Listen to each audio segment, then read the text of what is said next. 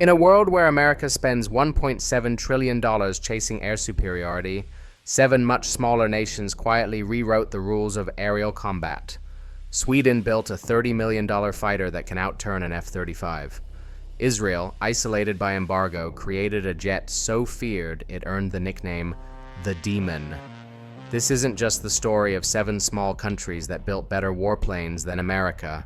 It's how engineers, underdog pilots, and secret ops teams turned national survival into aviation breakthroughs that the Pentagon never saw coming. Why did the world's richest country get outflanked by nations a fraction its size? And which country's warplane will surprise you most? The answer begins with an explosive Swedish gamble. Sweden, a nation of just 10 million, set out to build a fighter jet that could guard its skies without draining its treasury. The result was the Saab JAS 39 Gripen, a warplane that rewrote the rulebook for modern air power.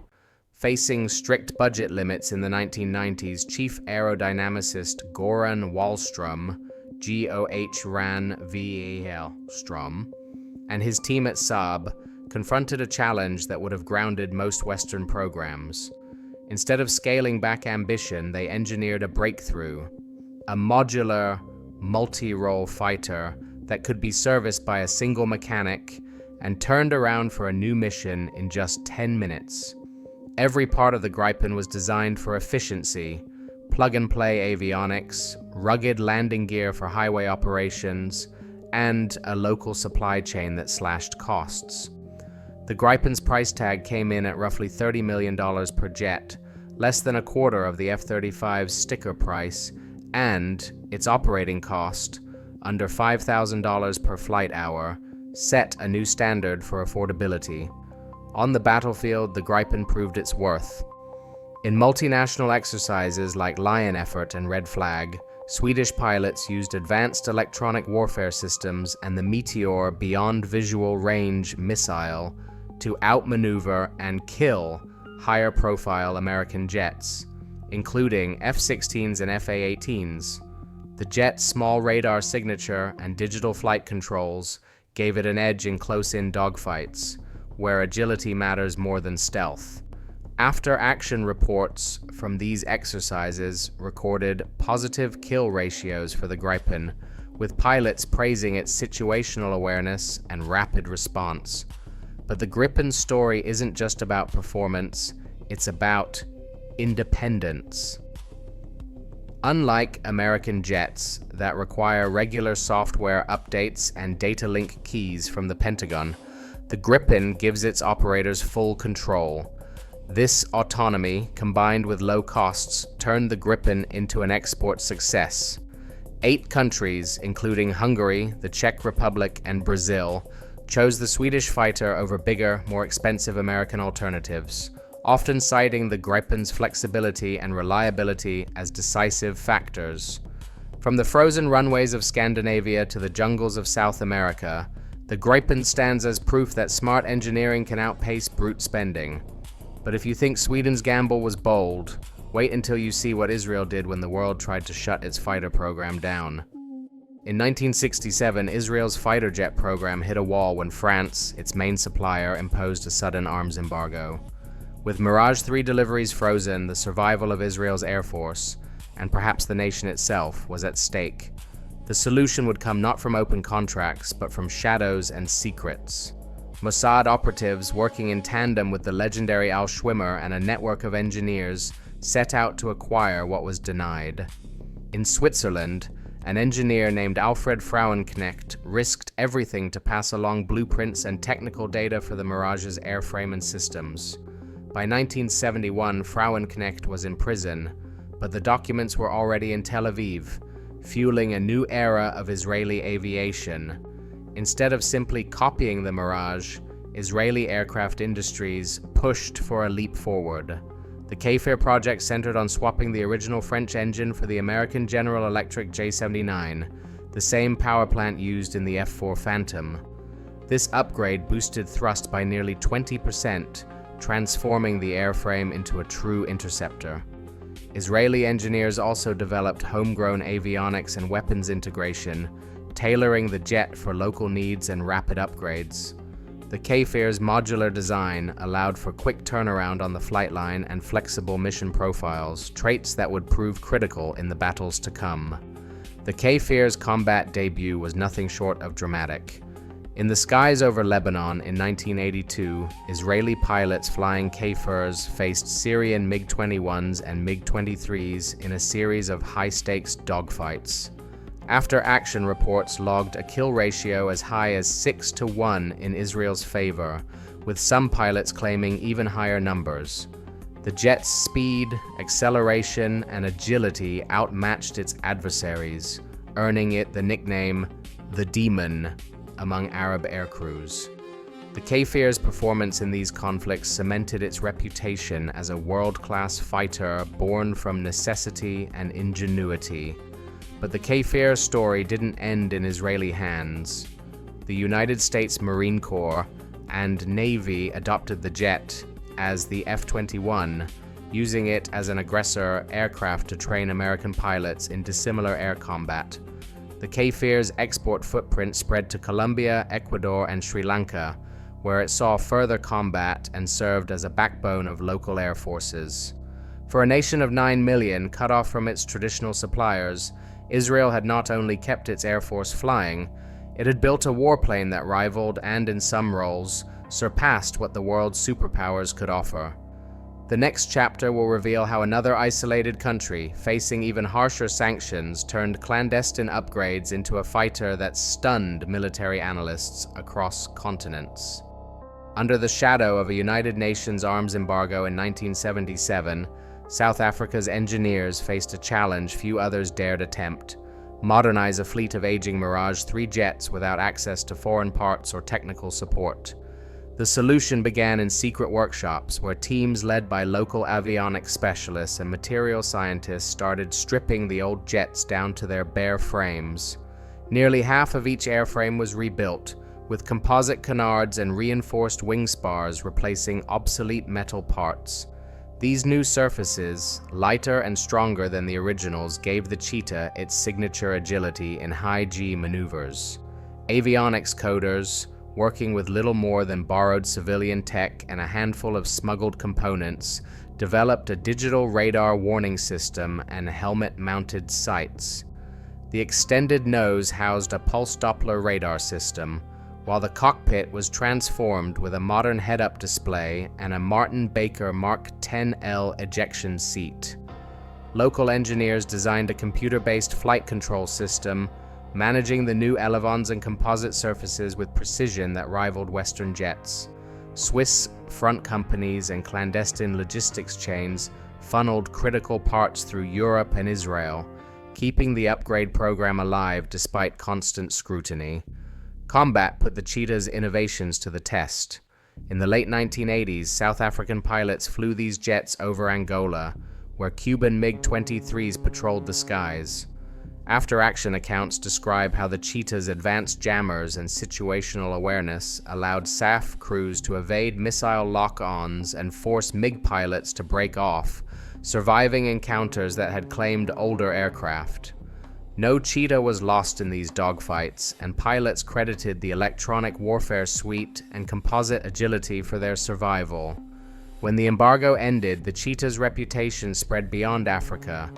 Ecuador purchased a dozen Cheetah Cs and Ds in 2009, integrating them as frontline fighters. Chile acquired 5 Cheetah Es for training and aggressor roles. Each export carried echoes of the original embargo-busting ingenuity. Yet the program's legacy is complicated. Parliamentary records and Swiss investigations later revealed the full extent of the clandestine supply networks that made the Cheetah possible, sparking debate over the ethics of survival by any means. Still, for a nation isolated by the world, the Atlas Cheetah stands as a testament to what determined engineers can achieve under pressure. Number 4. Embraer Super Tucano. In a country the size of a continent, Brazil's Air Force needed something different. Jet fighters couldn't patrol the Amazon for hours or land on muddy jungle strips, so Embraer's engineers built the Super Tucano. a rugged turboprop attack plane designed from the wheels up for counterinsurgency. Powered by a single Pratt & Whitney PT-6, a -68C engine, the Super Tucano cruises for more than 5 hours on a single tank, covering thousands of square miles without refueling. Its reinforced airframe shrugs off rough landings, and its avionics suite, borrowed from cutting-edge fighters, gives pilots modern targeting and night attack capability. Armed with 2 wing-mounted .50 caliber machine guns, guided rockets, and precision bombs, the Super Tucano delivers close air support with pinpoint accuracy. During Colombia's long fight against FARC guerrillas, pilots flew hundreds of low-level missions, striking jungle camps with laser-guided bombs while circling overhead for hours. Colombian squadron leaders credited the plane's endurance and reliability for saving lives and turning the tide in remote battles. In these missions, the Super Tucano's operating cost, just $1,000 to $2,000 per flight hour, meant more sorties, more coverage, and less downtime than any jet could offer. Crash rate data from operational squadrons showed exceptional safety, even in the region's toughest flying conditions. Global demand followed. Over 15 air forces, including the United States, Afghanistan, and Nigeria, chose the Super Tucano for their own counterinsurgency and border patrol needs. The U.S. Air Force selected it for the OA-X light attack experiment, praising its mission flexibility and low cost. With a unit price around $10 million and minimal maintenance needs, the Super Tucano redefined what a warplane could be. It proved that, in the right environment, endurance and precision matter more than speed or stealth, and it set a benchmark for versatility that even the world's most advanced light fighters would have to chase. Number 5. IAI T-50 Golden Eagle. In the late 1990s, South Korea set out to build a jet that could train its pilots for the supersonic era and, eventually, serve as a combat-ready fighter. At the time, Korea's aerospace industry was still young, and the country faced a steep climb. America's Lockheed Martin joined as a partner, but U.S. export controls limited what Korea could truly own. Engineers at Korea Aerospace Industries, led by a new generation of software architects, spent 8 years taking the T-50 from blueprint to first flight, with the first prototype rolling out in 2001 and operational jets delivered by 2005. The entire program cost less than $2 billion, a fraction of what most Western jets demanded. But the real breakthrough came after a battle over source code. U.S. regulations blocked Korea from exporting the T-50 with American-made fly-by-wire software, threatening deals with countries like Indonesia and the Philippines. Refusing to accept outside control, IAI's team rewrote the flight control software from scratch, line by line, giving Korea full sovereignty over its aircraft for the first time. This move unlocked the world market. The T-50 and its FA-50 light fighter variant soon landed contracts in Indonesia, Iraq, the Philippines, and Thailand, each deal building confidence in Korea's ability to deliver advanced, reliable jets without foreign strings attached. In 2022, Poland signed for 48 FA-50s, a $3 billion package that included rapid delivery and custom upgrades, making it the largest single Korean defense export ever. With each sale, Korea's Golden Eagle stands as proof that a nation once devastated by war can leap into the front ranks of global aviation, armed not just with imported know-how, but with its own hard-won independence. Number 6. Aero L-159 ALCE. In the heart of Central Europe, Czech engineers took on a challenge few post-Soviet nations dared, transforming a legacy Soviet-era trainer into a modern NATO strike jet, all on a budget that wouldn't buy a single American F-16. The L-159 project began with the proven L-39 airframe, but almost every system was stripped and rebuilt. A team from Aero Vodokady, working alongside Israeli specialists from Elbit Systems, installed Western avionics, digital cockpit displays, and the NATO standard Link 16 data link, giving pilots real-time battlefield awareness and seamless communication with alliance forces. The Czech managers behind the overhaul demanded every subsystem meet interoperability standards, from IFF transponders to smart weapons integration.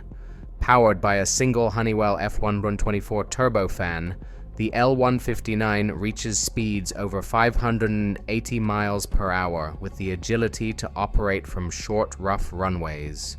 Its multi-role capability allows it to switch between air-to-ground strikes, reconnaissance, and air defense in a single sortie. The Alca's maintenance needs are minimal, and with a unit price around $25 million, it offers advanced strike capability at a fraction of the cost of Western alternatives. This affordability made it a favorite for private adversary training companies. Draken International in the United States purchased over 20 L-159s to play the bad guy in Red Air exercises, choosing the Czech jet over American and European trainers for its reliability and low operating cost. The L-159's journey from Cold War relic to NATO workhorse proves that with the right upgrades, even a modest platform can punch above its weight, but few countries have attempted a fighter program from scratch, facing down decades of setbacks and skepticism. India's Tejas is next, and its story is one of sheer perseverance. Number 7. HAL Tejas. In a country of over 1 billion people, India's quest for a homegrown fighter spanned 4 decades and nearly unraveled more than once. By 2003, the Tejas program teetered on the edge of collapse after a critical flight test exposed a dangerous wing drop problem. High-speed turns triggered sudden roll instability, shaking confidence in the jet's composite wing technology and casting doubt across the entire project. Engineers at the Aeronautical Development Agency and DRDO faced a make-or-break moment. Working around the clock, they redesigned the wing box from the inside out, switching to a full carbon fiber structure and recalibrating every control surface with advanced computer simulations. The solution held. Flight tests later that year proved the new wing could handle the most aggressive maneuvers, silencing critics and saving India's fighter dream from extinction. The next mountain was radar. For years, Tejas relied on foreign sensors, but Indian scientists at LRDE and BEL set out to build the Uttam AESA radar, India's first indigenous electronically scanned array. With nearly 1,000 transmit-receive modules and advanced gallium nitride tech, Uttam matched Western rivals in range and jamming resistance. In 2018, the radar completed its first successful flight tests, and by 2022, Tejas Mark I. Prototypes with Uttam were shortlisted for Malaysia's new fighter competition, proving India could deliver cutting-edge systems without foreign restrictions.